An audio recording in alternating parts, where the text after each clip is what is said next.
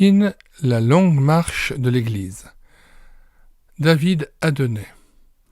Ouvrage de 1985, édition française en 1991, édition des groupes missionnaires. Extrait de la préface de l'édition française. L'ouvrage que vous avez entre les mains confirme la difficulté à vraiment comprendre ce qui se passe aujourd'hui en Chine et à l'interpréter correctement. En même temps, il met en lumière la proximité que Jésus-Christ établit entre les hommes de races et de cultures si différentes.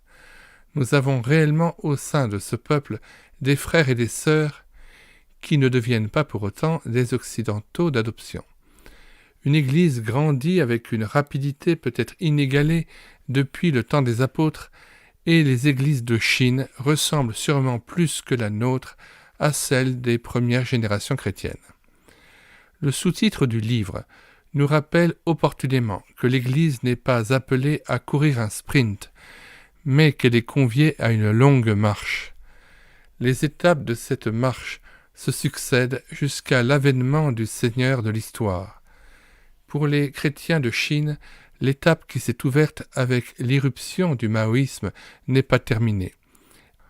Elle a été marquée par beaucoup de sang et de larmes, mais surtout par un témoignage fidèle, triomphant au travers de la faiblesse. C'est une interpellation pour nous, chrétiens d'Occident, rendue superficielle par une vie trop facile. Un encouragement à la persévérance et à l'espérance.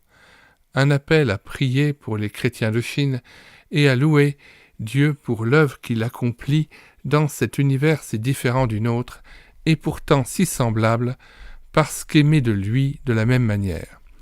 Jacques Blandonnier, pasteur. Nous mettons dans les commentaires de cette vidéo, comme à l'ordinaire, le lien de téléchargement de cet ouvrage, téléchargement gratuit qui se fera à partir du site internet médiathèquechrétienne.fr, site destiné à la réédition numérique des ouvrages chrétiens épuisés et non réédités. Nous y ajoutons, dans ce commentaire de la vidéo, le plan, la table des matières de cet ouvrage.